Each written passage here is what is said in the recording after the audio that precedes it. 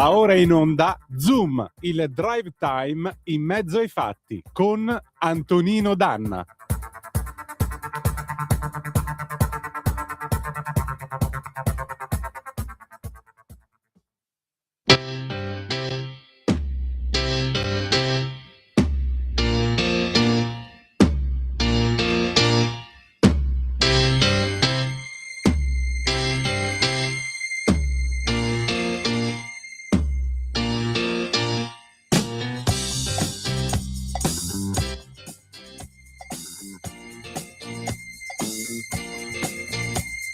Sono una rarità in tutta la città, i mostri come me, cerca in giro ma non ce n'è, uno che guarda là, l'altro all'opposto va, guarda le gambe poi, sono due non ci giurerei, ah, ah, ah.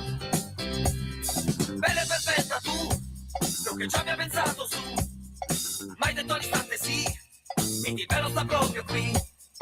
Uomini intorno a te, ce ne infila anche 3 per 3 e la tua compagnia si fa sempre più lungo via. Ah, ah, ah. Se l'amore c'è va e non guarda dove va, rassomiglia un po' a me, Madame, ma l'amore come va? Zoppicando qua e là, ma tu insisti che ti vuoi, oh Madame, Madame. Ollo! Nanina!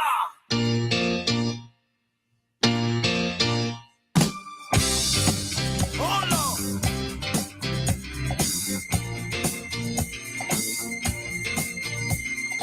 Ora la mia metà sarà forse di mezza età, ma dove si è vista mai una femmina come lei? Agli occhi storti e naso in su, non è una donna ma una gru, i denti proprio no, i capelli nemmeno un po'. Ah, ah, ah. Se l'amore cieco va e non guarda dove va, rassomiglia un po' a me, Madame, Madame, ma l'amore come va, zoppicando qua e là, ma tu insisti che ti vuoi, oh Madame, Madame. Ollo! Nanina! Madame, Madame, Madame, oh Madame, Madame, oh Madame, Madame, Madame, Madame, oh Madame, Madame, oh Madame. Buonasera Antonino, a te la linea. Grandi! Sì, grazie Natalia, buonasera a te, amiche e amici miei, ma non dall'avventura, buonasera.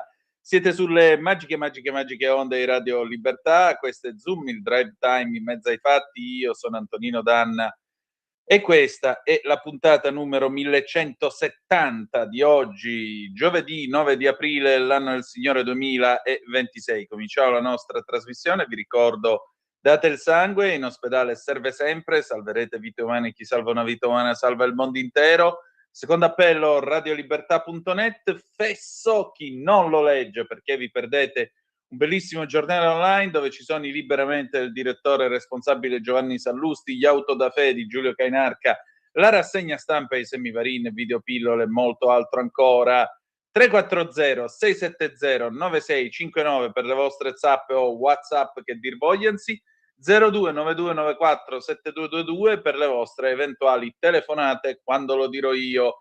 Adesso però cominciamo, lui è implacabile come sempre, diritto e rovescio Pierluigi Magnaschi, vai pure Natalia.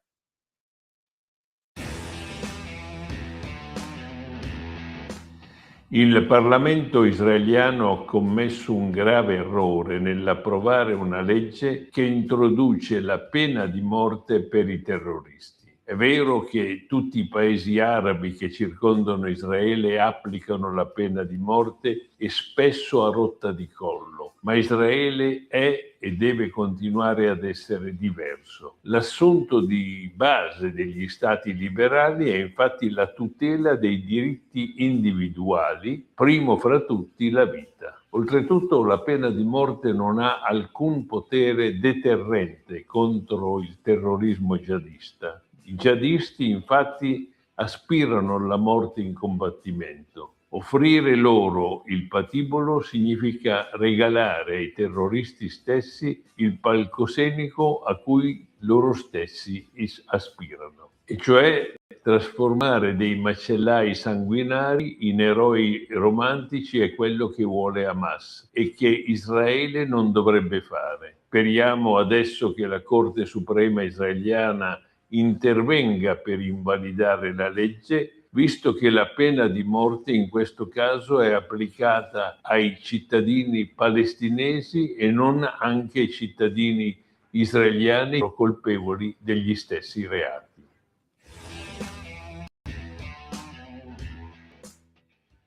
Benissimo, grazie sempre a Pierluigi Magnaschi e adesso è giunto il momento del Qui Parlamento, l'onorevole Rebecca Frassini sul PNRR. Vai pure Natalia. Qui Parlamento. Grazie Presidente. Presidente, onorevoli colleghi, Ministro Foti, oggi in quest'Aula dibattiamo del decreto PNRR. Però prima di entrare nel merito di questo importante provvedimento, Presidente, vorrei rispondere ovviamente tramite lei ai colleghi che oggi in quest'Aula, ma non solo oggi in quest'Aula in realtà, perché sono anni da quando si è insediato questo governo che noi sentiamo critiche da parte dell'opposizione riferite al fatto che questo governo avrebbe fallito nell'attuazione del Piano Nazionale di Ripresa e Resilienza. Noi in realtà queste accuse non le spingiamo al mittente, però pare anche un po' curioso sentire da parte del Movimento 5 Stelle oggi in quest'Aula che questo è il governo peggiore della storia. Rinfreschiamo un po' la memoria, perché quando c'era il governo Conte 2, il primo PNRR era stato mandato in Europa, era stato dichiarato irricevibile. Quindi ristabiliamo un po' i fatti di come sono andate le cose. E vede Presidente, tutto ciò mi fa anche fare un'altra considerazione riguardo anche alle ingenti risorse di questo PNRR, perché questo governo le 194,4 miliardi di euro di risorse, neanche un euro è stato perso. E dico questo perché il 64% delle risorse di questo PNRR, il 64% vengono da fondi a debito. Quindi questo è importante da sottolineare, perché l'Italia è stato l'unico paese che ha preso un quantitativo enorme di risorse a prestito, e questi sono soldi dei cittadini italiani e noi fino all'ultimo centesimo dovremo restituire questo ammontare di risorse. E per chi non lo sa, l'interesse è anche piuttosto alto, stiamo parlando del 3-4%, e solo sul 2026 l'Italia dovrà dare 2,8 miliardi di euro. Questo giusto per ristabilire un attimo l'ordine delle cose prima di arrivare appunto a questo PNRR.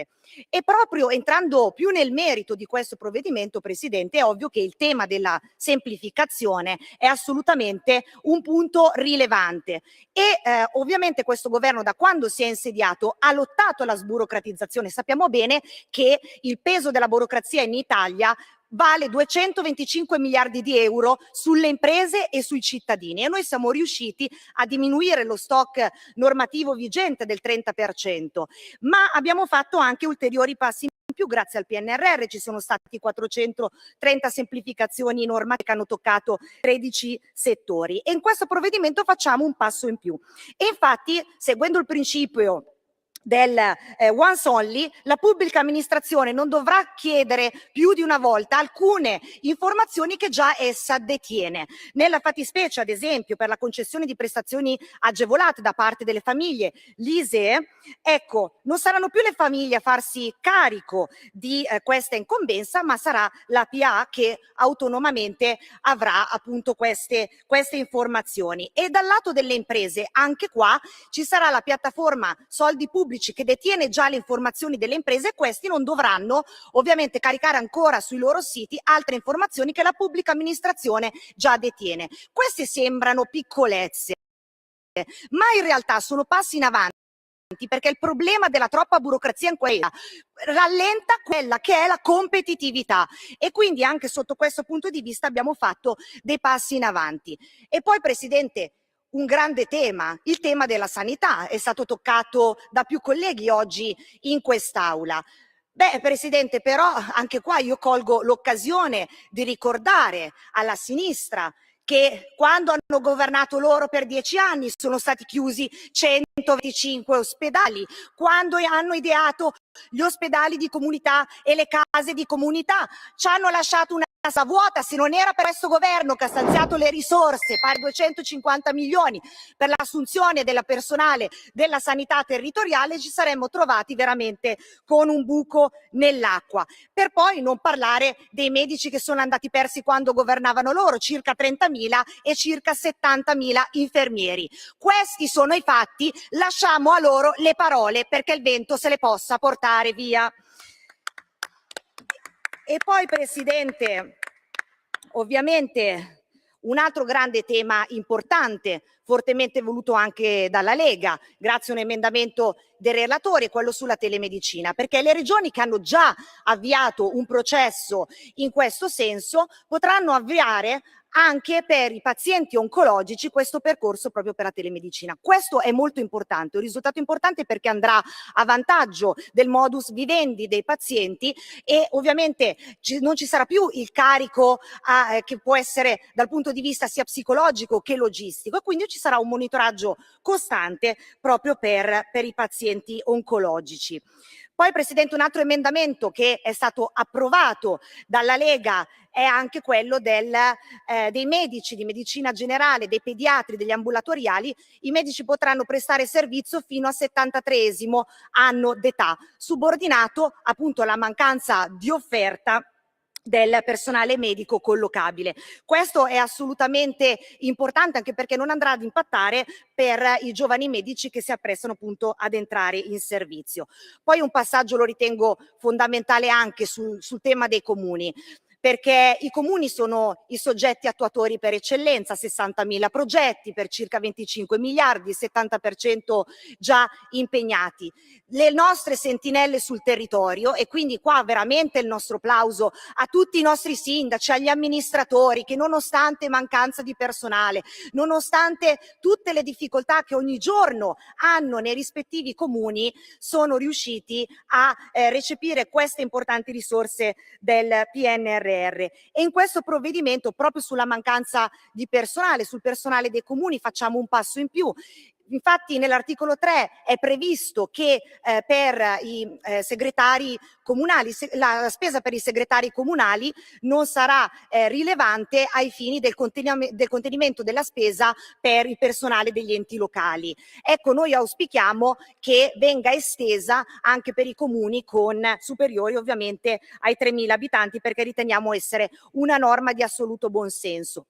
Anche in tema della disabilità c'è stato un passo in più. Infatti sappiamo bene che la riforma della disabilità, fortemente voluta dal ministro Locatelli e dalla Lega, si poggia su due pilastri assolutamente fondamentali, che sono il progetto di vita, che andrà proprio a sostegno dell'inclusione di questi soggetti, e ovviamente anche poi su tutto il grande tema della semplificazione, delle certificazioni e della presentazione, della rendicontazione da parte delle famiglie. E noi con questo provvedimento facciamo un passo in più. Al netto che, tornando appunto alla riforma della disabilità, il messaggio chiaro e principale è proprio quello che i servizi si devono avvicinare alla persona e non viceversa. E in questo provvedimento stabiliamo che la sperimentazione di questa riforma dal 1° marzo 2026 sarà estesa ad ulteriori 40 province e poi dal 1° gennaio del 2027 sarà in tutte le province del nostro paese. E Presidente, nell'avviarmi alla conclusione di questo mio intervento, vorrei fare alcune brevissime considerazioni, perché vede, io ho ascoltato attentamente il dibattito odierno in quest'aula e vede, abbiamo un po' la sensazione che da parte dell'opposizione ci sia stata anche un po' smentita questa foga nell'accusare il governo di non saper gestire le risorse, di non avere una rotta, di quasi forse aspettarsi che questo governo fallisse su una tematica così importante come il PNRR. Ecco, i profeti di sventura sono stati smentiti dai fatti che ho appena enunciato. E non solo, oggi con l'informativa che è avvenuta in quest'Aula da parte del Presidente del Consiglio, noi come Lega non solo ovviamente voteremo sì alla fiducia a questo governo, ma siamo ancora più convinti di essere dalla parte giusta della storia, di essere saldamente ancorati ad un'alleanza di centrodestra, una compagine governativa che ha ben chiaro quali sono le soluzioni e gli ambiti di intervento. Di questo siamo assolutamente molto orgogliosi. E chiudo, Presidente, con una breve considerazione riguardo a quanto è già stato detto anche stamattina in quest'Aula, cioè la necessità che l'Europa capisca che in questo momento si deve sospendere il patto di stabilità, perché per dare risposte concrete ai cittadini di emergenza, in emergenza si agisce e si deve agire in emergenza. Quindi questo per noi è importante, è una battaglia che vogliamo perseguire. Concluda. E per questo, per quanto ho detto in precedenza, ovviamente voteremo sì alla fiducia a questo governo. Grazie. Grazie a lei. Qui Parlamento. Stai ascoltando Radio Libertà. la tua voce libera, senza filtri né censura. La tua radio. Lo amiamo perché ci offre sempre le cose più buone e naturali. Linea Alberto Acerbis. Problemi respiratori, tosse, raffreddore, tosse secca, tosse grassa. Abbiamo il prodotto che ti può aiutare. Bronco Free, la soluzione bevibile alla bava di lumaca, timo, verbena, altea, papavero e marrubio. Un insieme di erbe e di prodotti che aiutano a sciogliere il catarro e a favorirne l'espettorazione in maniera naturale. La tosse è un meccanismo espulsivo naturale che il nostro organismo mette in atto quando all'interno delle nostre vie respiratorie entrano virus, entrano batteri, entrano sostanze che il nostro organismo ritiene dannose. Come fare per calmare la tosse? Bisogna sciogliere il catarro e favorirne l'espettorazione attraverso un mucolitico naturale. La bava di lumaca, infatti, attraverso gli enzimi litici in essa contenuti, aiuta a sciogliere appunto il catarro e aiuta la sua espulsione. Abbiamo un'offerta straordinaria per voi stamattina. Se dite ascolto Radio Libertà e chiamate lo 030 68 40 408, 3 flaconi di Bronco Free a 59 euro, e se dite ascolto Radio Libertà voi non pagate le spese di trasporto e in più avete uno splendido omaggio. Chiamate adesso 030 68 40 408.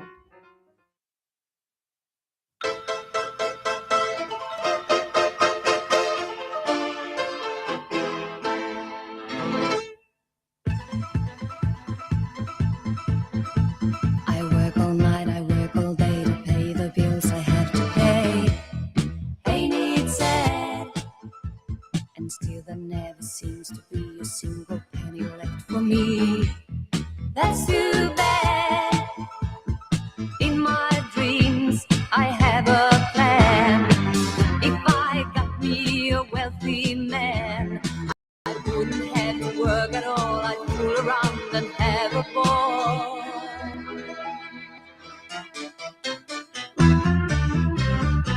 Money, money, money.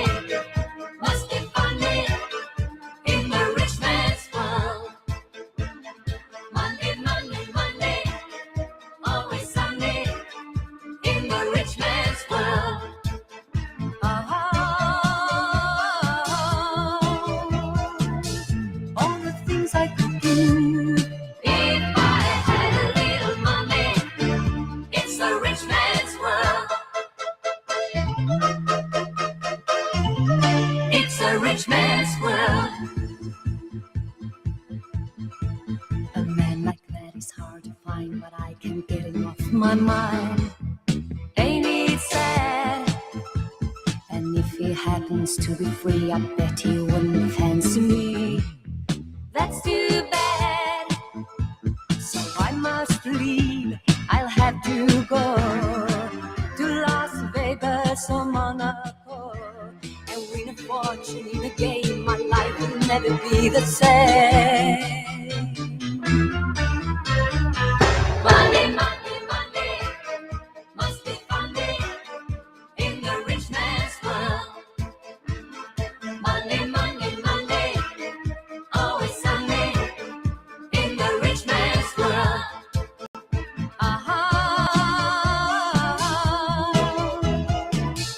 All the things I could do if I had a little money. It's a rich man's world. Money, money, money must be funny in the rich man's world. Money, money, money, always sunny in the rich man's world.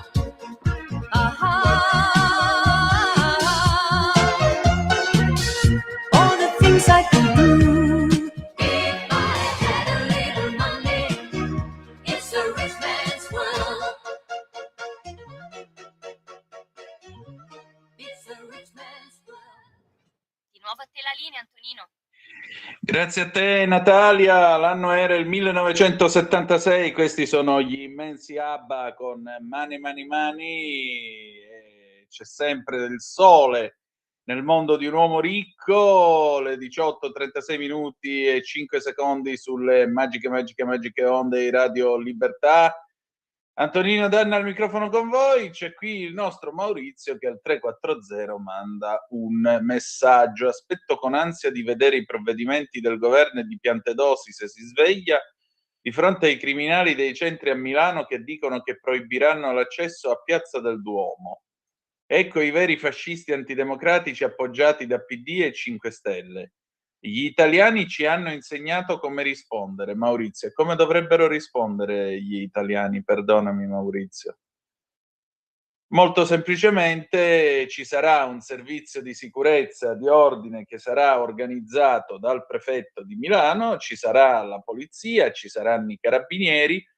Se questi signori tenteranno la sortita, eccetera, eccetera, si beccheranno delle manganellate da parte dei poliziotti, né più e né meno, perché in questo paese esiste un diritto di riunione pacifica e senza armi, come diceva lo Statuto Albertino, prima ancora, e questo diritto di riunione può essere limitato solo per motivi, diciamo, di ordine pubblico, ma non credo che delle persone che a differenza di altri non vanno in giro con i sanpietrini in tasca, non vanno con i martelli nello zaino, non vanno con i caschi pronti all'uso, le catene e tutto il resto. Ecco, io ci sono stato alle manifestazioni della Lega, ci sono stato per esempio quando si fece quella a favore di Israele. C'era gente di qualsiasi età, padri di famiglia, giovani, meno giovani, gente che era tranquilla, serena, che si riconosceva in una serie di valori, in una precisa posizione politica. Nessuno ha lanciato fumogeni, nessuno ha sfasciato vetrine, nessuno ha lasciato graffiti, nessuno è entrato dentro redazioni di giornali devastandole o buttando del letame, come hanno fatto i pacifici compagni quando hanno attaccato la Stampa di Torino. Ecco, per cui mi pare che si capisca chi è dalla parte giusta del rispetto delle regole e chi no. La cosa più interessante è che più sono pacifisti, più sono antifascisti, più sono a favore della libertà d'espressione, più sono a favore di qualsiasi cacchio di libertà garantita dalla Costituzione più bella del mondo, e più sono violenti ed aggressivi. È incredibile. Perché vedete, alla fine il loro concetto è molto chiaro. tu sei libero di dire tutto quello che vogliamo noi. Questi sono quelli che ogni 25 di aprile ci raccontano che siamo liberi di parlare in virtù dei partigiani, cosa che non è assolutamente vera, o comunque non lo è del tutto, visto e considerato che a ogni uscita di questo genere ci sono le ossa di ragazzini di 18-20 anni venuti da ogni parte del mondo, in tutti i cimiteri di guerra di questo paese, da nord a sud, che fremono di indignazione. E molti di questi ragazzini sono americani, così, giusto per ricordarlo, giusto per ricordarlo. Va bene. Parliamo di soldi, parliamo di educazione finanziaria. Voi come risparmiate? Beh, non mi faccio i fatti vostri, però c'è qualcuno che tra poche ore avrà modo e maniera di raccontarvi o di darvi qualche dritta su come investire meglio i vostri sudati risparmi. Chi è? È la nostra Kenza Bogasciugara, voi la conoscete tutti, è sempre stata una cara frequentatrice delle nostre magiche onde, e stasera torna con noi. Sentite un po' che cosa ci ha detto. Vai pure, Natalia. Allora, la mia sorridente ospite di questa sera, la conoscete da tempo, è la nostra Kenza Bogasciugara, la quale, come sapete, è una consulente finanziaria. Cara Kenza, allora, bentornata e ben ritrovata. Ciao Antonino e buongiorno a tutti gli ascoltatori. Ecco, io ora sto proiettando questa immagine qua, nell'ordine liberi e consapevoli, soluzioni che parlano di te. 9 aprile 2026, accredito alle 19, inizio evento 19:30, ci sei tu e il tuo collega Gabriele Chiappa, tutti e due per Banca Widiba. Esattamente. Ecco, di che si tratta? Allora, si tratta sempre di un appuntamento consueto che ormai stiamo facendo da circa 3 anni con cadenza mensile. È un salotto finanziario, quindi cos'è un salotto finanziario? È un momento, un incontro dove fondamentalmente ci occupiamo di educazione finanziaria, quindi parliamo di tutti quei temi legati alla finanza, ma passami il termine, anche più terra e più legati alla nostra vita. Quindi andiamo a capire quali sono le esigenze delle persone, andiamo diciamo a spiegare la finanza e l'economia in maniera semplice, ma ricollegandole poi a quelli che sono i bisogni all'interno di una famiglia. Il tutto in maniera assolutamente semplice, con dei casi pratici, in modo tale che chi viene ad ascoltarci si porti a casa diciamo un pezzettino in più rispetto alle proprie conoscenze, e spesso e volentieri anche con una serie di domande in più, e passami il termine, anche di dubbi e incertezze, perché vengono a conoscenza di una serie di aspetti che non hanno preso in considerazione, e quindi parlandone in maniera semplice, chiara, con degli esempi, si riconoscono e spesso e volentieri poi mi dicono ok, possiamo vederci e andare a vedere più nel pratico quella che è la posizione mia personale o della mia famiglia o dei miei genitori. Quindi è un incontro, ti direi, proprio di educazione finanziaria.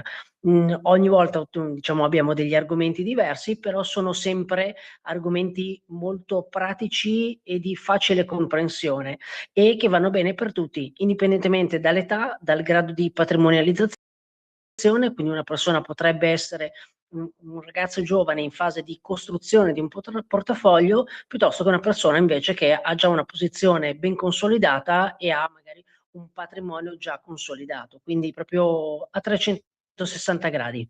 Senti, ma quali sono gli aspetti, diciamo così, che vengono sottovalutati? Sai, quelle cose che uno dice, cavolo, non ci avevo mai pensato. Allora, ti faccio tanti esempi, giusto degli spunti. Il primo, che per me è il passepartout con tutte le persone, la pensione. Nessuno pensa alla pensione, nel senso che se uno è un dipendente, in qualche modo nella propria testa pensa di essere coperto, quindi sono un dipendente a tempo indeterminato, ho la pensione assicurata.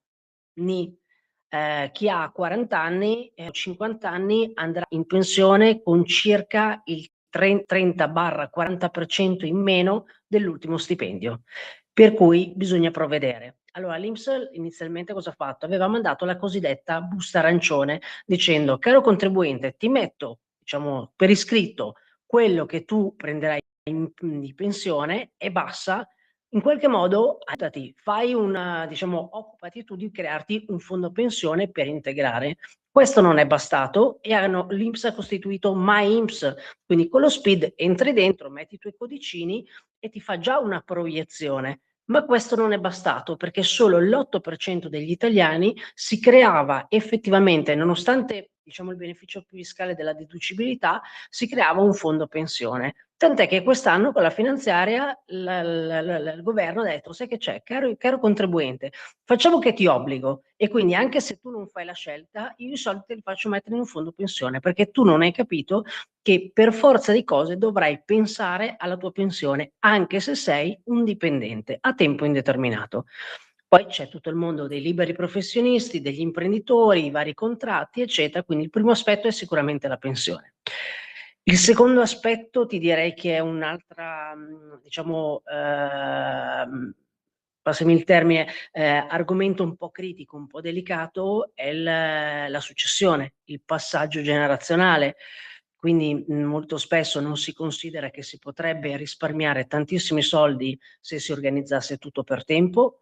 Come tutti sappiamo, quando viene a mancare un caro, cosa succede? C'è il blocco dei conti correnti, c'è il blocco di tutto, per cui se non ci si pensa prima ci si potrebbe trovare in difficoltà, per cui questo è un argomento che magari vai a toccare sia con persone più anziane nei confronti dei propri figli, sia nei confronti dei figli, nei confronti per quanto riguarda i propri genitori. Ti direi che questi due sono i due aspetti fondamentali. Terzo, non banale, è un discorso di risparmio, dell'abituarsi al risparmio, e anche in questo caso è indipendentemente dal grado di patrimonializzazione delle persone, che siano persone che hanno in questo momento uno stipendio piccolo o siano una persona che abbia uno stipendio importante. Se il risparmio non viene ben organizzato, ci si perde via, e spesso e volentieri succede appunto che non, come si dice, le persone si rendono conto di aver perso un sacco di tempo quando avrebbero potuto, col tempo e importi non particolarmente grossi, costruire dei patrimoni molto molto importanti. Quindi ti direi che i tratti più sottovalutati sono questi tendenzialmente, che però sono importanti e impattano tutti, ecco. Kenza, ma l'italiano che una volta questa cosa del risparmio, che nasceva un bambino e gli si faceva il librettino, eccetera, eccetera, esiste ancora, o la situazione storica e se vuoi anche sociale / culturale in cui viviamo, perché è anche una questione di costume, diciamolo pure, la situazione storica ha cambiato le carte in tavola? Cioè, cosa sogna la gente che viene da te? Perché una volta immagino sognasse la casa, un futuro, eccetera, eccetera. Ora cosa vuole la gente da te? Sai che cosa, Antonino? Allora, i sogni sono sempre gli stessi, ma è cambiato completamente il contesto nel quale ci muoviamo.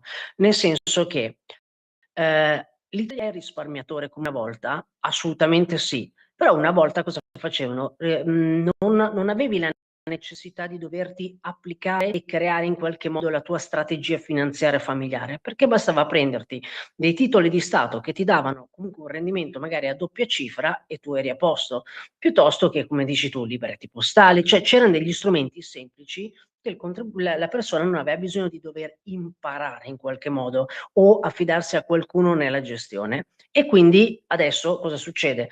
Che si risparmia, ma si lascia magari sui conti correnti, si lascia sui conti deposito. Il problema è che abbiamo un'inflazione che ti mangia comunque questi risparmi, per cui quindi risparmio, ma non li faccio lavorare a dovere, da una parte. Dall'altra c'è, come dicevi tu, un discorso anche immobiliare, quindi nella nostra testa, ma è proprio culturalmente a livello di nazione Italia, il primo obiettivo appena si inizia a lavorare è compro casa, cosa che non avviene magari in Francia, in Germania, negli altri paesi europei. E noi abbiamo infatti una percentuale di proprietà privata da parte dei cittadini veramente elevata rispetto al resto d'Europa. Però cosa succede? Compro la prima casa, mi indebito, però spesso e volentieri poi mi ritrovo con un piccolo patrimonio immobiliare, perché magari vengono a mancare i genitori, voglio comprare la casa al mare, manca una zia, eredito, e quindi mi ritrovo tanti immobili. Rispetto a una volta però questi immobili non rendono più, perché se sei in una città come Milano, Roma, Venezia, i prezzi in qualche modo sono saliti. In tutto il resto d'Italia i prezzi sono scesi, hanno perso il 30 al 40% del valore. Per cui se parlo di centro Italia, ad esempio Sud Italia, non è stato un investimento immobiliare, anzi hanno perso più, ma molto di più rispetto a un mercato azionario. Se quando ti dico il mattone è sicuro, beh no, dipende dove. Su città, ad esempio, come Milano, che invece i prezzi si sono sicuramente apprezzati, ma anche si sono apprezzati anche i costi da una parte e dall'altra anche il fatto che se non li metto a rendita, un immobile inizia a essere difficile da gestire, ma se lo metto a rendita potrei metterlo a rendita con diciamo dei valori un pochino più bassi, ma anche con dei rischi, perché nel momento in cui decido di affittarlo potrei incorrere anche nel fatto che gli inquilini non mi pagano. Adesso va molto di moda il discorso anche dell'affitto sul breve periodo che in qualche modo mi fa guadagnare di più, ma le normative mano a mano si stanno facendo più stringenti anche per quel tipo di discorso, proprio perché in una città come Milano inizia a esserci un problema di emergenza abitativa. Una famiglia di 4-5 persone che vuol prendere in affitto un appartamento su Milano fa fatica a trovarli e i pochi che trova sono a prezzi elevatissimi sul lungo termine. Per cui in qualche modo bisogna cercare anche di regolamentare questa cosa. Per cui ti direi che le situazioni sono uguali, quindi sì, gli italiani risparmiano, sì, gli italiani sono molto bravi da quel punto di vista, hanno ancora il sogno della casa, il problema è che è cambiato tutto questo contesto e non sono in qualche modo bravi ad adeguarsi, quindi a capire che risparmio, ma a quel punto devo investire e far lavorare quei soldi, non posso lasciarli su degli strumenti semplici e l'investimento immobiliare va bene la prima casa, ma magari la seconda, la terza, la quarta iniziamo a pensare di investirle anche in un altro modo perché non è detto che rendano effettivamente così tanto. Quindi è cambiato anche tutto il contesto rispetto a prima. Ecco, ma spostandoci un po' in Europa, il francese invece cosa fa? Perché l'italiano c'ha l'amore del mattone e invece tipo siamo a Mentone, a Charleroi, dove vuoi tu, arriva un francese e ti dice voglio investire. E in cosa vogliono i francesi invece? Hanno più la cultura come gli americani dell'investimento a lungo termine. Quindi nasce un bambino, cosa faccio? Faccio immediatamente un piano di accumulo perché so che avrò dei costi nel tempo. Non hanno la cultura dell'acquistare casa, per cui difficilmente, cioè sono pochi in percentuale le persone che acquistano casa, però sicuramente dall'altro lato c'è anche diciamo una politica sociale che permette di accedere facilmente al discorso degli affitti ed avere degli aiuti nel momento in cui gli affitti sono troppo elevati rispetto, diciamo, al reddito familiare, che è secondo me il pezzettino che manca qua in Italia, che invece è molto presente sia in Francia che in Germania che nei paesi del nord, Svezia, Norvegia. La parte sociale è molto presente, quindi che ne so, cioè, per chi abita a Milano lo sa perfettamente, il nido del bambino è una spesa ricorrente nelle famiglie, quindi l'asilo, in paesi del genere è follia pensare che si debba spendere 700-800 euro al mese per un nido privato perché non trovo quello comunale o comunque non rientro nei requisiti diciamo della graduatoria pur avendo degli stipendi normali, non stiamo parlando di stipendi super elevati, ecco. Per cui da quel punto di vista quindi sono più abituati a investire nei paesi europei, Francia compresa, ma hanno meno la cultura ad esempio del risparmio, quindi le percentuali di risparmio sono più basse nei paesi europei rispetto all'Italia. E l'Italia, se ci pensi, anche la nazione in tantissime occasioni si è salvata da situazioni difficili proprio perché gli italiani, grandi risparmiatori, compravano i titoli di Stato, quindi in qualche modo andavano a finanziare l'Italia, no? Comprando BTP piuttosto che...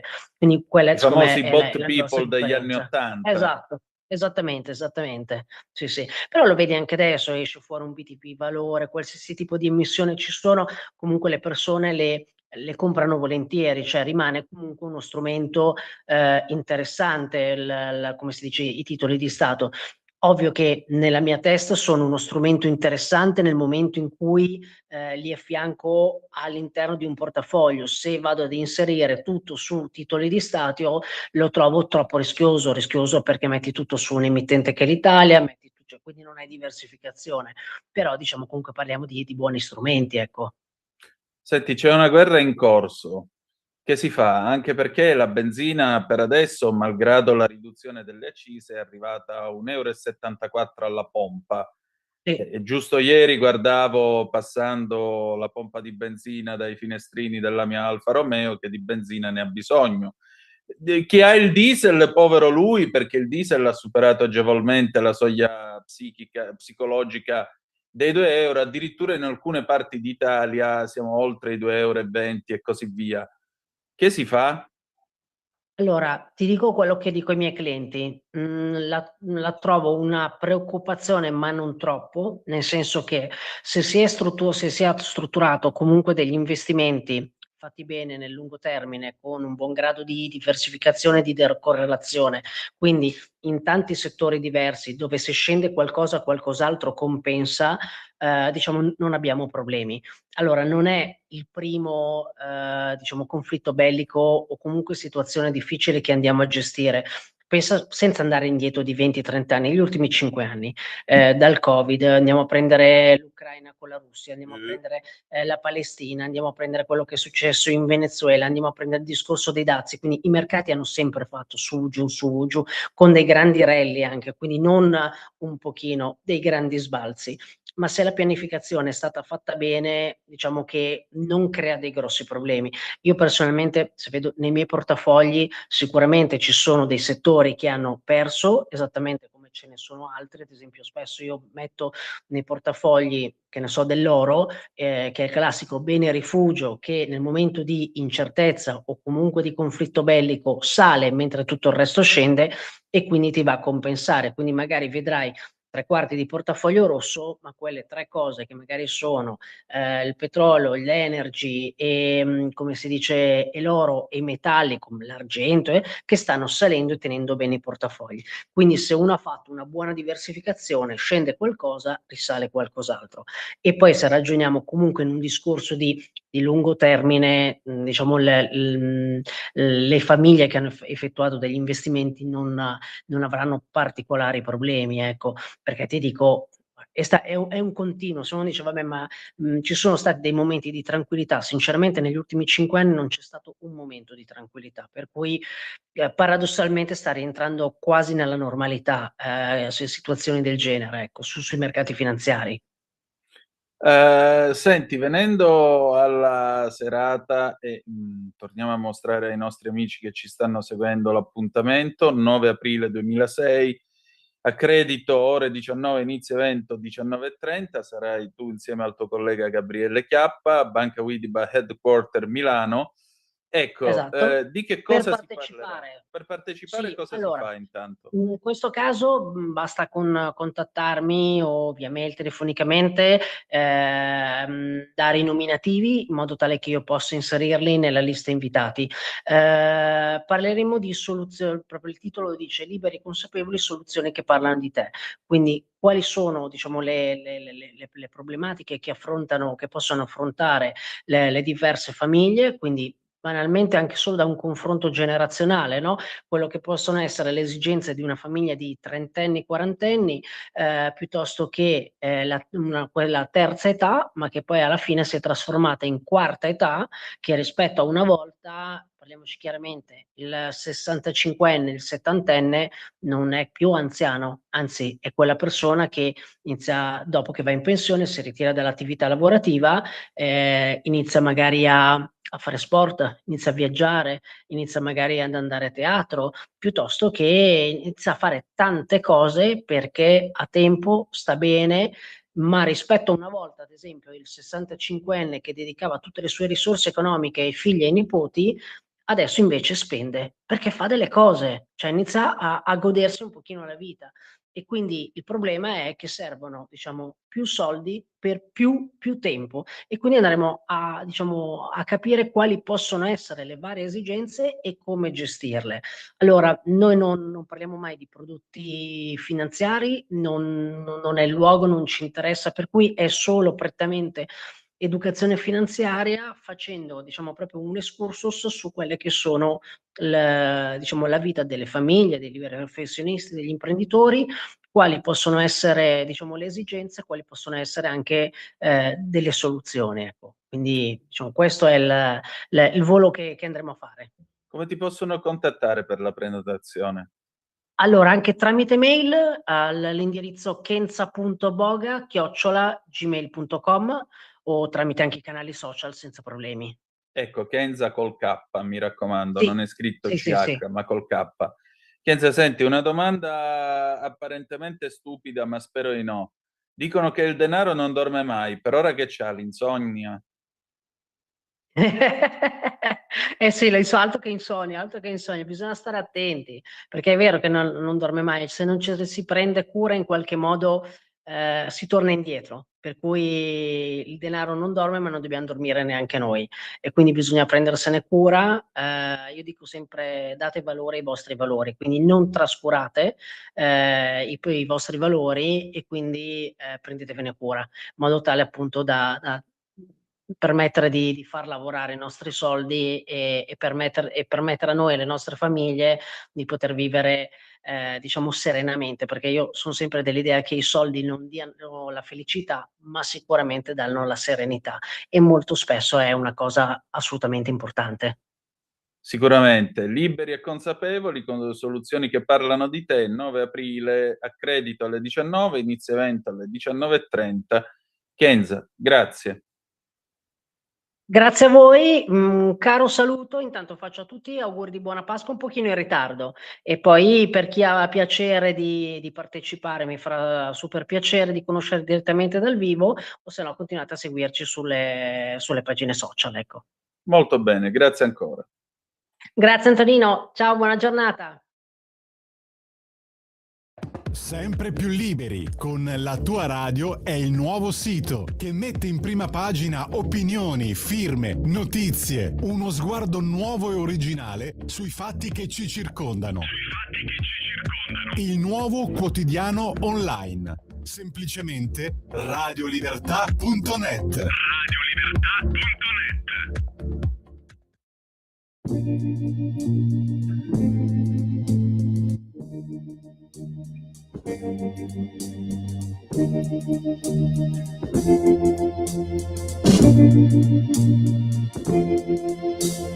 Pugni chiusi, non ho più speranze, in me c'è la notte più nera. Occhi spenti nel buio del mondo, per chi è di pietra come me. Pugni chiusi, perduto per sempre, non ha più ragione la vita. La mia salvezza sei tu, sei l'acqua limpida per me, yeah. Il sole tiepido sei tu, amore. Torna, torna qui da me. Pugni chiusi, non ho più speranze, in me c'è la notte più nera.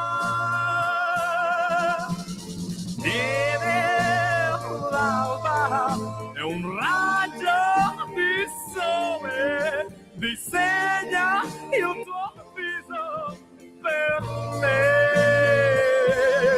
Oh, mani giunte, tu sei qui con me e abbraccio la vita con te. Yeah.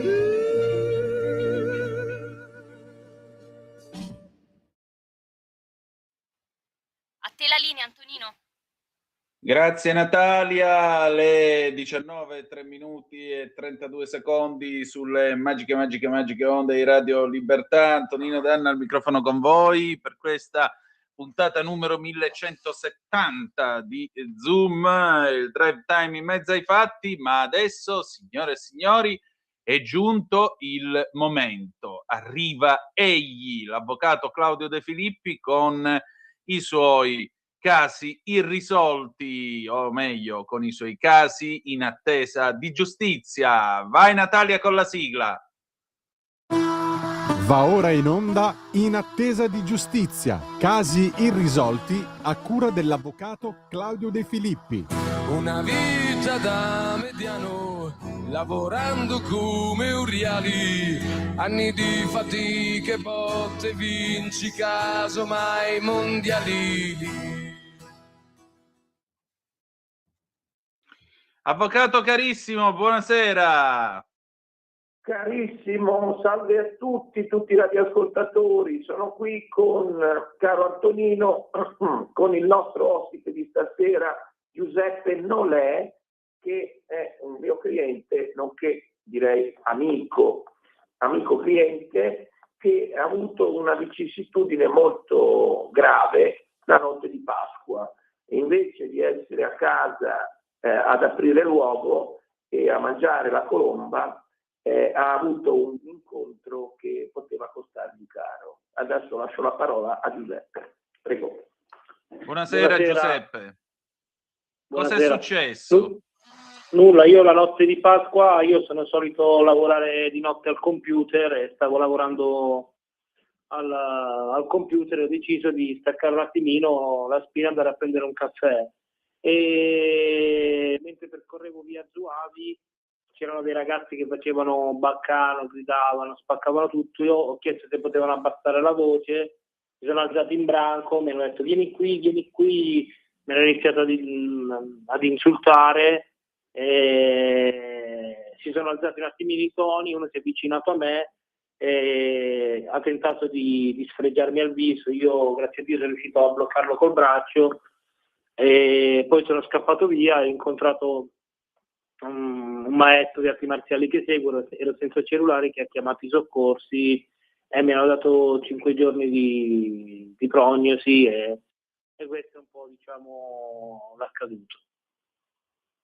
Ecco, allora io volevo chiedere, caro Antonino, a Giuseppe, ma hai rischiato, ti sei difeso da quello che hai detto e hai rischiato di peggio, perché questi ragazzi che, se non ho capito male, hai individuato come dei ragazzi di origine subsahariana, magari figli di immigrati, eccetera, eccetera, hai notato che loro volevano farti veramente male, cioè col coltello alla gola, al viso.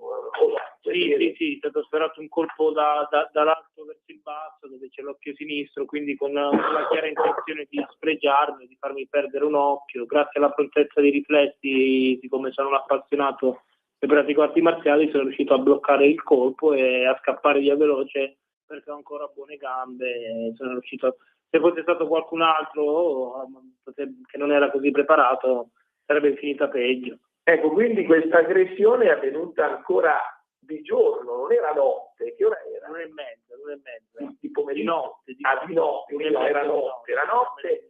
Tu praticamente hai detto, se non ho capito male, non fate rumore, insomma, hai fatto una battuta e ti sei trovato contro il branco che ti ha voluto aggredire.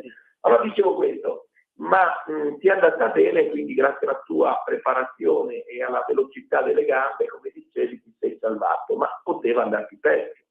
Allora, praticamente sei stato ricoverato, quanti giorni ti è andato, cosa è successo? Alla fine, insomma, ti è andata bene in fondo. Mi hanno fatto l'antitetanica, l'antiepatite B e mi hanno dato 5 giorni di medicazione, di prognosi, mi hanno messo un cerotto, mi hanno consigliato di stare a riposo. Più che altro rimane la paura, lo spavento e questo che rimane forte, latente dentro di me.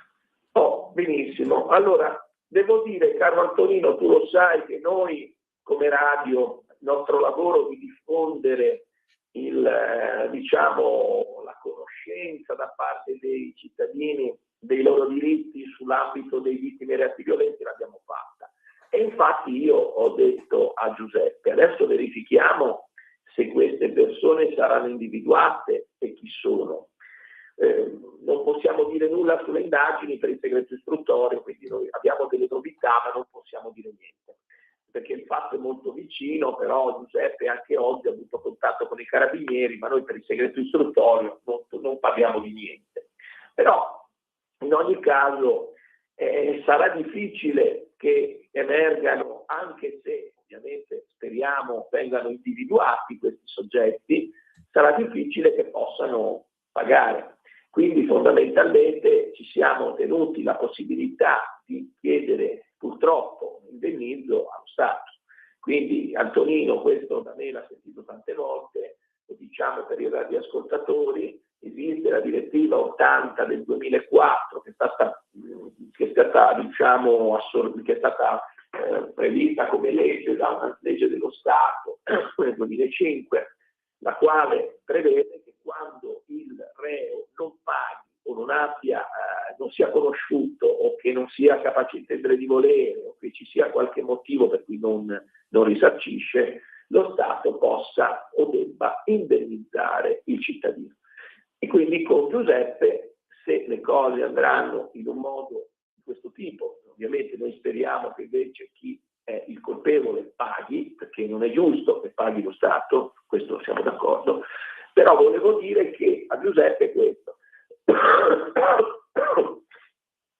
se tu sei d'accordo di procedere in estrema ratio, in subordine, e quando proprio non si può fare diversamente contro lo Stato, per ottenere almeno un indennizzo per tutto quello che ti è successo, perché tu è vero che ti è andata bene, hai avuto una lesione all'avambraccio, sei caduto, ti sei fatto male, eccetera, eccetera, più che altro uno shock psicologico forte, perché ti sei visto aggredire improvvisamente, quindi non sapevi cosa fare, però sostanzialmente sei d'accordo di procedere a fare eventualmente azione contro la Presidenza del Consiglio dei Ministri.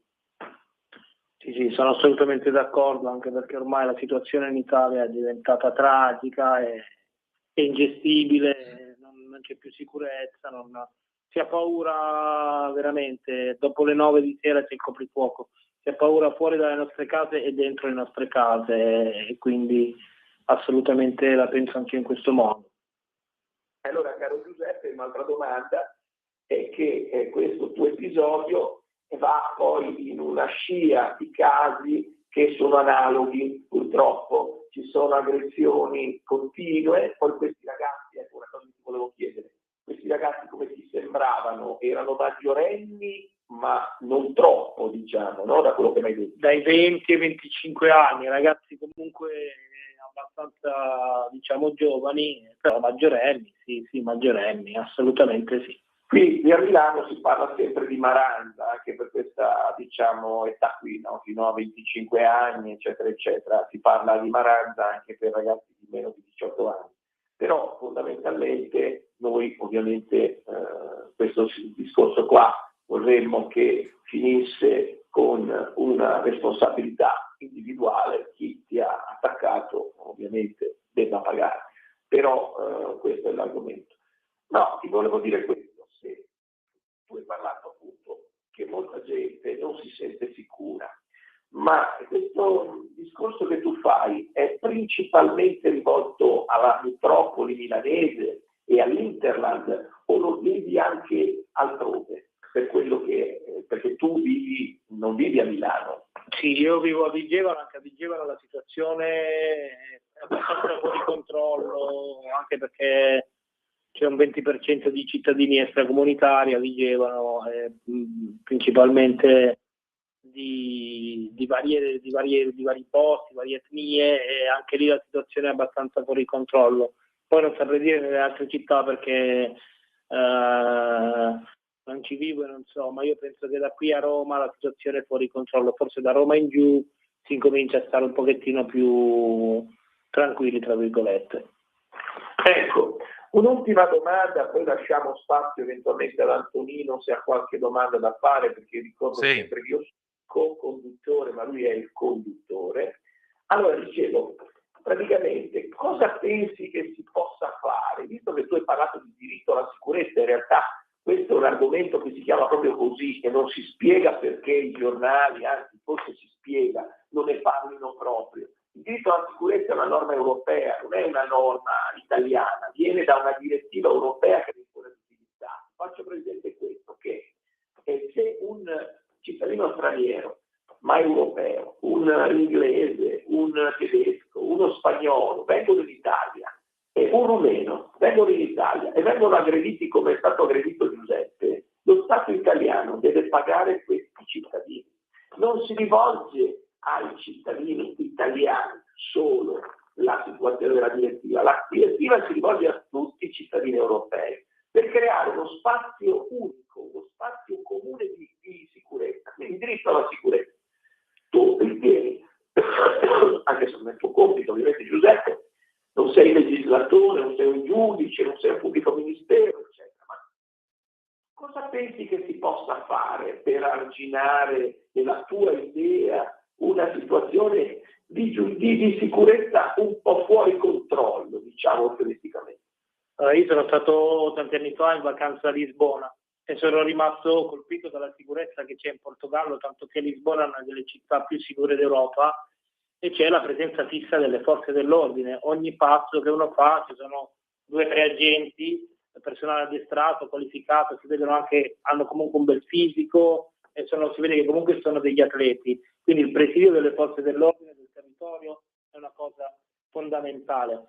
Sciogliere le mani alle forze dell'ordine, cioè che oggi è impensabile pensare che un poliziotto, se arresta un malvivente o una cosa deve pagare lui, quindi sciogliere anche le mani alle forze dell'ordine, che questo io sono contro la violenza, non vuol dire violenza gratuita, ma se uno oppone resistenza all'arresto, il pubblico ufficiale, il carabiniere, il poliziotto di turno deve avere la possibilità di agire e soprattutto, visto che c'è anche carenza di lavoro in Italia, a fare più concorsi, iniziare a creare magari anche nuovi corpi di polizia, se non ce la fanno, per ad esempio una polizia metropolitana per controllare il territorio dalle situazioni di disagio e degrado.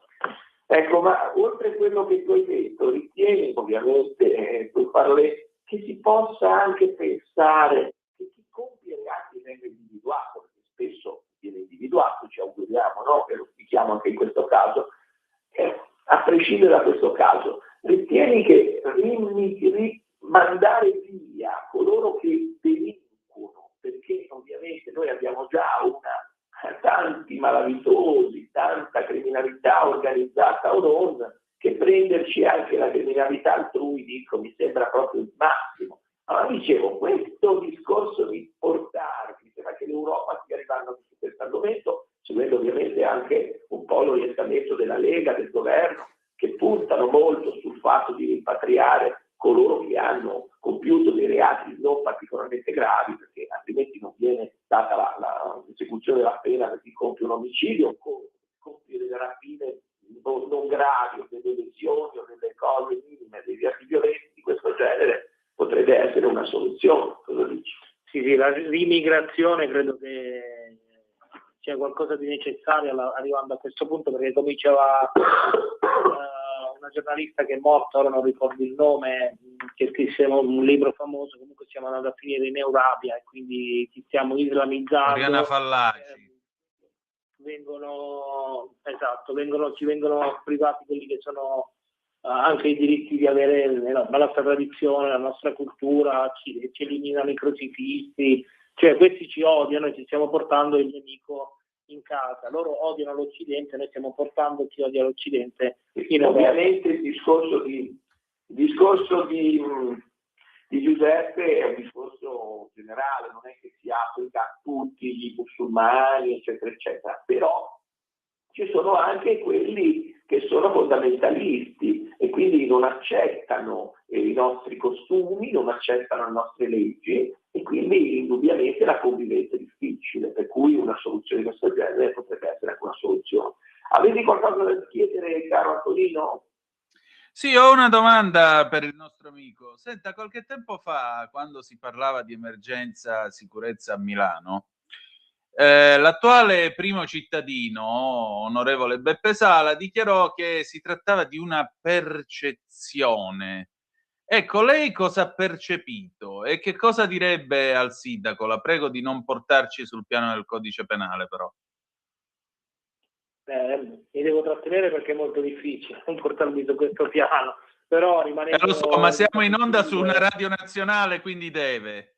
Prego. Sì, rimanendo educato, io ho percepito che potevo andare a finire nella fossa, quindi oggi io ho percepito che era pronto il posto per me al cimitero, quindi la percezione che i cittadini hanno è che dopo le 9 di sera, se escono fuori o per un futile motivo, rischiano la vita, senza contare il fatto, non voglio mettere il dito nella piaga, tutti i reati infami, tutti gli stupri che fanno queste persone, tante di queste persone qua, e il fatto che sono gruppi e bande criminali che aggrediscono 3-4 alla volta, quindi non lasciando possibilità di scampo alla vittima.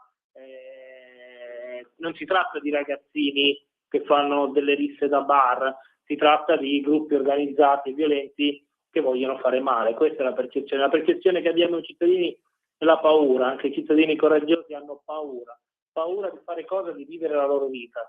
Abbiamo la percezione che si pagano le tasse, dobbiamo lavorare, dobbiamo obbedire solo noi italiani. Sembra che ci siano due pesi e due misure, mentre invece c'è chi fa quello che vuole e comunque sia sembra che rimane intoccato, anzi sembra quasi che li spronino perché tanto sanno che non andranno di fronte a nessuna conseguenza, né penale né civile. Avvocato, che Giuseppe abbia detto crudamente delle cose che in effetti lasciano perplessi, cioè il discorso delle vittime di reato è una scelta di politica criminale da parte dell'Europa. Il diritto paneuropeo chiede ai giudici di essere particolarmente severi nel caso di reati criminosi o dolosi di sangue. Quando c'è il sangue, il reato deve essere attenzionato particolarmente. A un certo punto di vista, neanche perdere tutto quel tempo con quelle truffette, quelle cavolate, perché il tribunale deve dedicarsi molto di più, secondo il diritto paneuropeo con questa direttiva, l'80 del 2004, ai reati di sangue, perché è lì che si gioca la credibilità dello Stato, delle sue istituzioni, anche della magistratura, delle forze dell'ordine. Per cui noi siamo anche dei legislatori, perché noi siamo in una situazione che ogni procura fa quel che vuole. Allora si va a controllare l'omicidio e più di tutto, ovviamente. Ma poi quando non c'è l'omicidio si va a parlare anche del dato omicidio o della lesione grave, come della piccola truffa, come delle piccole stupidaggini. Attenzione, tutto va, come dice la Costituzione, va perseguito, però con un minimo di discernimento. Se ho dei reati di sangue, i cittadini vogliono avere giustizia e allora lo Stato, chiudo questa mia filippica ovviamente, dovrebbe dare un must, si deve controllare di più questi reati, ci deve essere il legislatore che dice alla procura cosa deve fare, non che ciascun procuratore capo decide di perseguire questo, quello, quell'altro. Nel momento in cui ci sono reati di sangue, lo dice l'Europa che cosa va fatto, devi controllare quelli maggiormente per assicurare la giustizia a questi tre, poi tutto il resto lo fai se ce la fai, ma l'importante è che dai una priorità. Certo, non vedo errori su questo. Senta, un'ultima cosa, ma lei dopo questa vicenda ci crede alla giustizia, ci spera?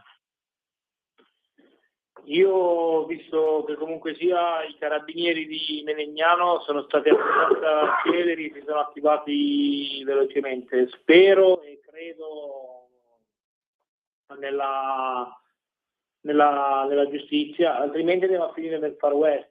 Devo chiedere al prefetto un porto d'armi per difesa personale, ma a questo punto tutti i cittadini non possono più vivere, perché poi in Italia non c'è neanche la legittima difesa, cioè uno ha anche paura a difendersi, perché poi se io mi fossi difeso e si fossero fatti del male loro, dopo dovevo sborsare di tasca mia chissà quanti soldi, andare in rovina.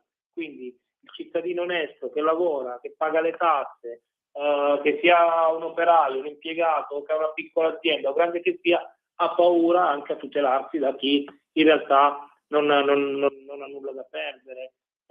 Tanto questa situazione, bene o male, è comune per tutti, perché questi non guardano in faccia a nessuno. Oggi toccano me, domani potrebbero toccare, arrivare anche a, non dico un ministro, non lo so, ma comunque anche qualche personaggio importante. Quindi prima o poi la situazione sicuramente da Roma cambierà qualcosa. Io spero che la giustizia faccia il suo corso. Ho fiducia nell'Arma dei Carabinieri, perché i Carabinieri comunque ci mettono il loro, e speriamo che la magistratura questa volta prenda la decisione giusta. Avvocato, nel frattempo che si fa? Allora, caro Antonino, il discorso che fa Giuseppe non fa la grinza. Ci vuole più tutela per le vita delle persone, quindi la sopravvivenza, la vita, e quindi bisognerebbe che questo andazzo di criminalizzare chi si difende, come il gioielliere, come l'artigiano, come il passante che non sa come fare, c'ha una pistola, la usa, perché questa cosa deve finire. Allora, se non si riesce a garantire la sicurezza, perché ovviamente le forze dell'ordine non è mica colpa loro, devono governare un paese e un numero non è un numero così elevatissimo, per cui governare tutto. Secondo me bisogna cercare di dare ai cittadini onesti la possibilità di difendersi. Le armi devono essere date, invece anche concedere l'uso dell'arma, porto d'armi, diventa un problema. Perché basta una segnalazione di polizia, un'informativa, cioè, qua bisogna dare ai cittadini la possibilità di difendersi e soprattutto la certezza del diritto, come dice Giuseppe, appunto, che il cittadino non deve aver paura di difendersi come ha adesso in questo momento, perché poi, come dice lui, se uno si difende va di mezzo lui e il gioielliere è condannato a 15 anni e 8 mesi.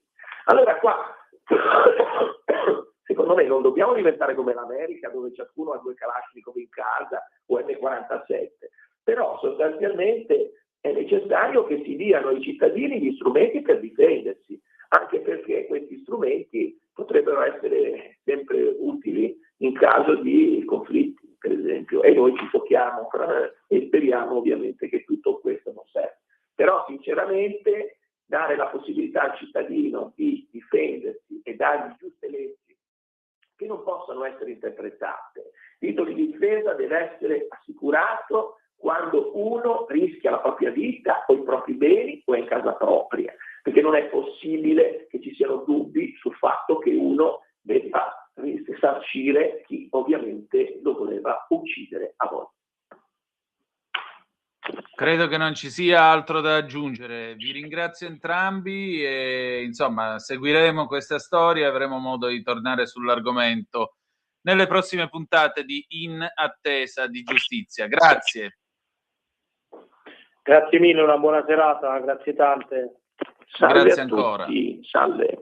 Di nuovo, buona serata. E allora noi chiudiamo qui la nostra consueta, il nostro consueto appuntamento del giovedì con In Attesa di Giustizia. Sono le 19:27 minuti e 43 secondi. A questo punto, dopo che abbiamo ascoltato in apertura I Ribelli con Pugni Chiusi del 1966, ci prendiamo un momento di pausa proprio ora mentre scoccano le 19:28 precise e ci ascoltiamo Madonna, Material Girl dell'85 e torniamo tra poco. Ehi tu, non trovi più il segnale di Radio Libertà sulla tua radio DAB? Non disperarti, risintonizza! Sì, ma come? È facile, tasto menu, poi scegli il tasto corrispondente alla ricerca automatica dei canali, attendi qualche minuto e tutte le stazioni DAB della tua zona saranno disponibili.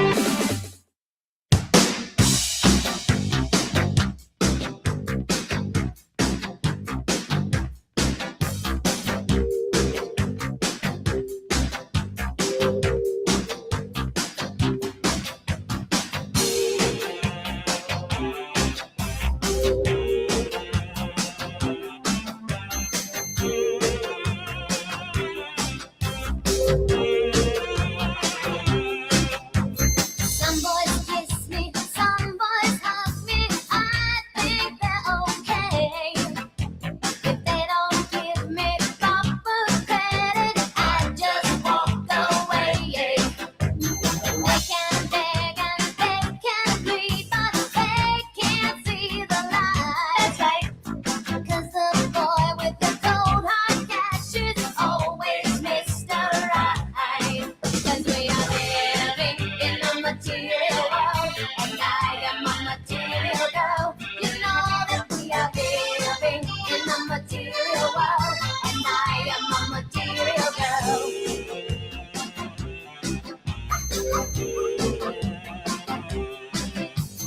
Some boys romance, some boys slow, that's alright with me.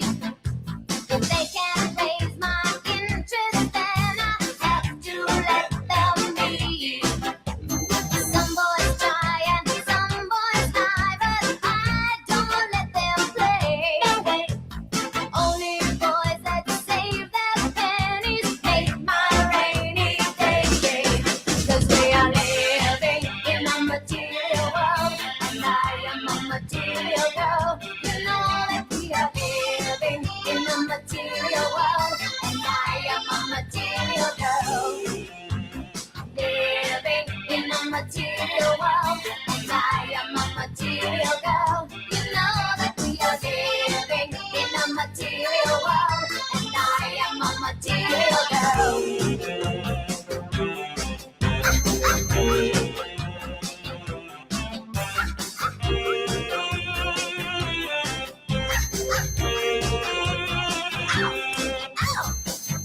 Living in a material world. Living in a material world.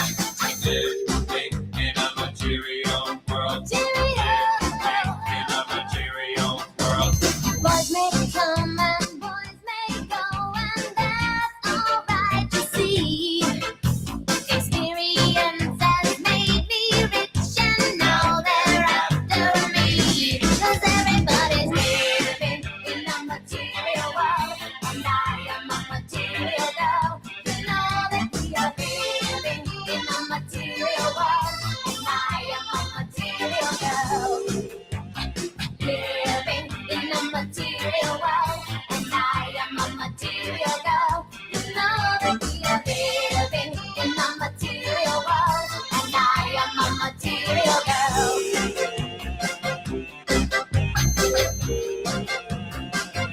A material, a material, a material, a material world. In a material world. Di nuovo a te la linea, Antonino. Grazie a te, cara Natalia. Alle 19:32 minuti e 20 secondi era il 1985 quando Veronica Ciccone, in arte Magiana, incideva Material Girl. Signore e signori, siete sempre sulle magiche onde di Radio Libertà. Antonino Danna al microfono con voi per questa puntata numero 1170 di Zoom. Apriamo il telefono 0292947222 e adesso rallentiamo un po' la nostra corsa. Intanto ci sono alcune zappe che sono giunte.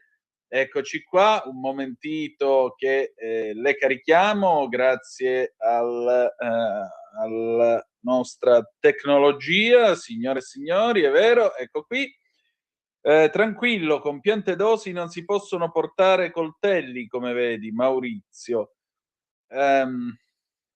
Ora tu mi hai ricordato un libro di Sciascia, mo ve lo racconto. Berengario in Subrico da Roma saluta e dice: gli auguri di buona Pasqua si possono fare fino alla Pentecoste. Ricambio gli auguri a Kenza. Berengario, sei sempre un signore, poco da dire, veramente. Comunque, se tu fossi più presente, io sarei anche più contento, Berengario, detto tra di noi. Ma se tu mi dici che mi ascolti, mi fai sempre piacere, perché sei una persona che io reputo estremamente intelligente, quindi non so perché, ma tale ti reputo. Va bene, signore e signori, è vero. Allora, dice il nostro... Ah, c'è una telefonata. Pronto, chi è là? Buonasera Antonino, ogni tanto io Oh, Vittorio carissimo. ti rubo 2 Eccolo minuti qua. della tua trasmissione, ti seguo Vai. sempre naturalmente, non c'è bisogno di farti i complimenti, altrimenti ho troppi soldi sotto il lavandino, quindi non... Lo so, io manco posso andare a mettermi in mano agli usurai per i vostri Certo, 200 euro sotto al lavandino. certamente. Comunque, andiamo Volevo avanti. dire una cosa, ho scoperto Dimmi. una cosa. Oggi sentivo il radiogiornale, quello del vice direttore là della Verità. Mi stavo sentendo il discorso del Parlamento di oggi e vi seguono, no? Cioè, i cicali li sentiamo, non c'è dubbio su questo discorso, almeno io li sento, i cicali, no? E quindi parlavano contro Israele perché l'Israele una sì. Ma gli interventi erano fatti mirati. Quello del cittadino normale si sente, si capisce. Quello che invece è professionista si sente alla radio. Secondo me i signori si sono organizzati come hanno fatto col sì e no. Si mettono sulle radio dove ci sono le aperture ai cittadini che possono parlare e possono fare qualche intervento, o i segretari borsa a borsa e sistematicamente stanno dando picconata a non venire proprio per fare sovvertire, perché quando cade il governo girano le carte e io sono convinto che c'è questo gioco, va bene? E volevo fare questo annuncio a te, dovevo fare sottoporre veramente alla tua attenzione solo questo. Ma Tu Vittorio, non c'è sai, bisogno, perché quando chiamano qualcuno che con le vesti di agnellino si scopre subito che non è della parrocchia e vi seguono, no? Oh, e quindi ti volevo dire questo. Va bene? no, io ti ringrazio, ti dico una cosa, la radio, ecco, c'è una cosa che la radio ha e che nessun altro mezzo di comunicazione può raggiungere. La radio, il microfono è un giudizio di Dio, mi spiego meglio. Il microfono non è amico di chi parla, perché il microfono, a meno che tu non sia un padre eterno della radio, e non è il mio caso, perché io mi infilo le mutande dallo stesso lato che usate voi, e non è la testa, per qualcuno lo è, ma questa è un'altra storia, ma diciamo che ce le infiliamo tutti dal lato basso. Ecco, il microfono, siccome non è amico mio e non è amico neanche di chi telefona, esso è perfettamente asettico, per cui cosa succede? Che la radio, tu sei ciò che sei realmente, e quindi se io provassi a fare l'accomodante, il falso, si capirebbe subito. Cioè, io sono questa cosa qua, prendere o lasciare, nella vita di tutti i giorni, io sono quello che voi ascoltate. Allo stesso modo, voi siete quello che esce dall'altoparlante ogni volta in cui telefonate e parlate con me o con Giulio o con chiunque altro. Perché il microfono è indifferente, vi restituisce per quello che siete. E quindi, a maggior ragione, quando qualcuno prova a fare il furbo, si capisce subito e tutti lo sentono, perché la radio è una cosa spirituale, la radio vola prima di tutto con l'anima, oltre che col genio di Guglielmo Marconi, ci mancherebbe pure, Dio lo abbia in gloria. E dovremmo vantarcene un pochettino di più di questo gentile signore, non fosse altro che ci sono 4 esseri umani che stanno facendo 500.000 di chilometri grazie a Guglielmo Marconi e alle sue invenzioni. Vi vorrei ricordare che nel 69 Armstrong e soci andarono da Elettra Marconi a ringraziarla. Senza suo padre noi non saremmo riusciti né ad andare né tantomeno a tornare dalla Luna. E questi forse dovrebbero venire a trovare di nuovo la principessa Elettra Marconi qui in Italia, i 4 eroi di Artemis, e ringraziarla di nuovo, perché vedete, passano i secoli, ma questa tecnologia straordinaria, come vedete, ci unisce tutti. E ha questo pregio, che tu appari per quello che sei, senza maschera, senza niente. E quindi diventi giudicabile, chiunque ti può giudicare. Quindi c'è quello che gli piaci, c'è quello che non gli piaci, eccetera, eccetera, eccetera. Se riesci ad avere sia quello che ti piace, che dice tu mi piaci, che quello che dice tu mi fai schifo, allora vuol dire che sei sincero con entrambi. Maurizio, che parlava prima di coltelli e di piantedosi, ecco, mi ha fatto tornare in mente questo libro del 1976 di Leonardo Sciascia, si chiama I pugnalatori. Questo è un libro che racconta un fatto vero. La notte del 1° ottobre del 1862, quindi quando l'Italia era appena nata, ci furono 13 ferimenti, 13 pugnalazioni in 13 posti diversi di Palermo, tutti alla stessa ora, da parte di 13 uomini che erano tutti vestiti allo stesso modo.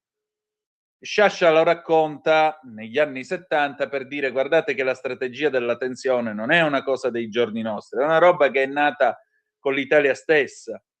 E racconta poi del principe di Sant'Elia, che forse pare sia stato l'ideatore, o meglio, secondo i giudici che l'avevano messo sotto inchiesta, loro ipotizzarono fosse stato l'autore di questo vero e proprio attentato terroristico.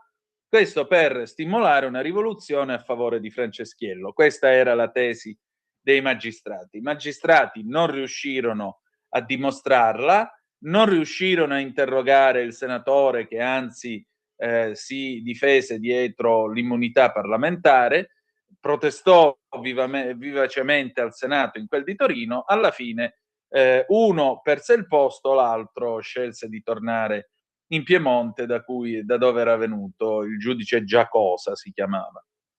E a un certo punto si parla di coltelli in questo libro. State un po' a sentire che cosa succede. La città, cioè Palermo, era presa dalla paura, dal panico dopo le pugnalazioni. Tutti andavano muniti di bastone, poiché altre armi gli onesti non tenevano, avendo il commissario Reggio decretato con mirabile prontezza all'indomani dei fatti del 1° ottobre il disarmo generale, che è il provvedimento più facile a decretarsi anche oggi, ad agevolare le cose a chi dei decreti se ne infischia e le armi non le denuncia e tantomeno le consegna. E qua è la stessa cosa. È normale che noi persone per bene non andiamo in giro coi coltelli. Però vedete, un provvedimento sui coltelli, sì, è la cosa più facile a decretarsi anche oggi. Ad agevolare però le cose a chi dei decreti se ne fotte e le armi non le denuncia e tantomeno le consegna. Come vedete, il vecchio Sciascia per me aveva ragione, non so per voi, ma secondo me sì. 0292947222, il telefono è sempre libero. Ecco, se avete tempo, tra l'altro, leggetevelo I pugnalatori, è un libro di un centinaio di pagine che si legge anche con molto piacere, perché vi darà molto da riflettere. Leonardo Sciascia ingiustamente è ricordato solo per il giorno della civetta e a ciascuno il suo, in realtà è stato moltissimo di più. E oggi è purtroppo ingiustamente, aggiungerei, e vergognosamente dimenticato. L'ANSA, lo stretto di Hormuz è ancora chiuso, Israele chiede di evacuare Beirut Sud, il Libano ottiene colloqui diretti per fermare gli attacchi, il presidente Trump è intervenuto sul premier Netanyahu affinché riduca i raid, il tycoon tornato a minacciare Teheran in vista dei negoziati a Islamabad guidati dal suo vice Vance. Il ministro Tajani: nei prossimi giorni sarò a Beirut, sosteniamo la stabilità del Libano. L'informativa: Meloni, alla Camera solo insulti e demagogia, né dimissioni né rimpasto, le opposizioni vanno all'attacco. Ancora il caso Equalize, spiati anche Vieri, Corona, Ricky Tognazzi e Selvaggia Lucarelli. Il via libera del CDM, stato d'emergenza per Abruzzo, Basilicata, Molise, Puglia, stanziati 50 milioni. Gli azzurri di Milano Cortina dal Papa, emozione come ai giochi, dopo il Quirinale i campioni in Vaticano, poi a Palazzo Chigi dalla Meloni. World Press Photo, tra i premiati l'italiana Pinzi con la forza delle donne marocchine.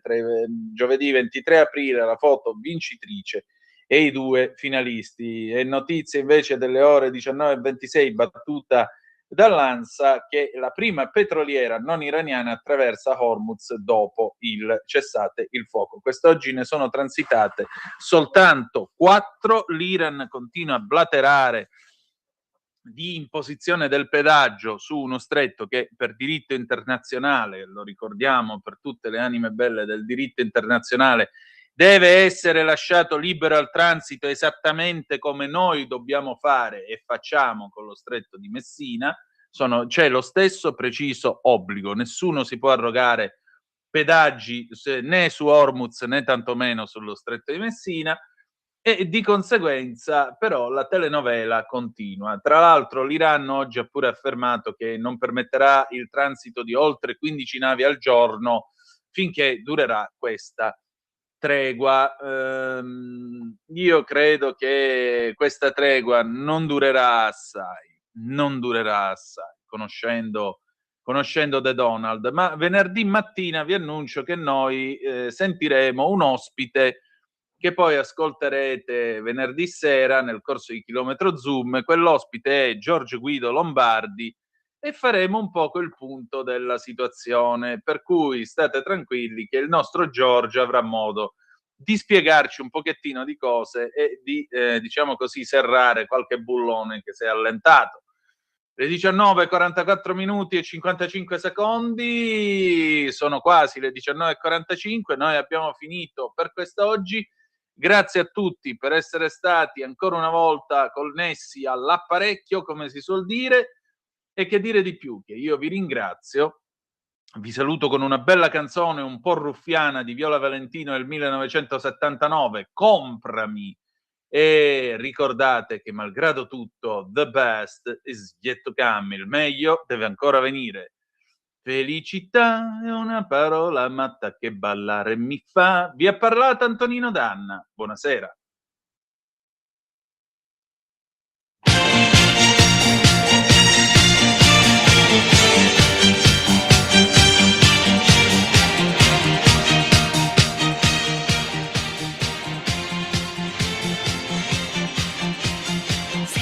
Sei giù perché ti ha lasciato, se per lei sei un uomo sbagliato, se non sei mai stato un artista o non sai cos'è una conquista, se per lei sei stato un amico, se non hai lo sguardo da fico, se non vuoi restare da solo, vieni qui e fatti un regalo, comprami, io sono in vendita e non mi credere, irraggiungibile, non può